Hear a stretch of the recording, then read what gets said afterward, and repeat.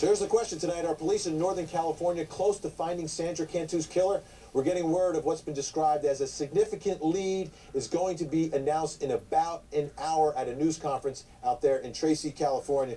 In the meantime, Don Clark, a Chevy Silverado. You know, one place I would be looking for this Silverado is on that videotape. The rest of the videotape that we haven't seen from the front of the Cantu home, where we see young Sandra walking by, there's got to be hours of videotape that we have not seen, and I'd be looking for a Silverado right there. Yeah, you got to be looking through that videotape and checking with other homes too, Vinny, to see if they had some videotape. I don't know if they've come up with some videotapes or not. You certainly got to put an APB out on that vehicle. And you know, Vinny, one of the things too about child predators, and clearly, in my opinion, this was a child predator who killed this little girl. They have a tendency sometimes, and I hope Pat will bear me out on this, that they will come back to the scenes for whatever reason, for security to see if something is moved, or if the body was moved, or something was changed. So I think the police may have some information based on people reappearing at that scene.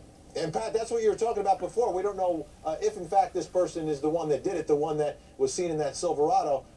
Could have been there just returning to the scene to check things out, much like we heard about Scott Peterson. Exactly. I mean, most of the time they don't do this. They commit their crime and they go on their way. But there's a lot of scrutiny in this crime. This is a huge police investigation, and I absolutely am thrilled with this investigation. I think they've just done an amazing job. And because of that, this guy's got to be sweating bullets, because they are focused in on the trailer park. So it's not like they're looking at the whole city and he thinks, they're never going to come my way. He knows that they're coming right around the corner. They're in front of him every day. So he's like, my God, are they going to figure out what I did? Are they going to find this? Are they going to see that? So he's got to be totally paranoid at this point that he is going to be caught. And I think this news conference is going to tell us something. All right, let's go to Jason in Michigan. Jason. Yeah. You're on the air. Okay, hi. My question is, the pastor that runs the church down the street, does anyone know if he drives a Chevy Silverado?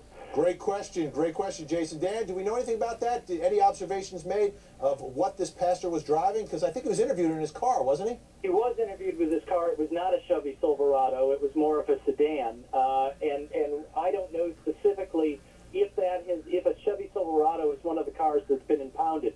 Several cars throughout have been impounded, though I can't recall one being a Chevy Silverado.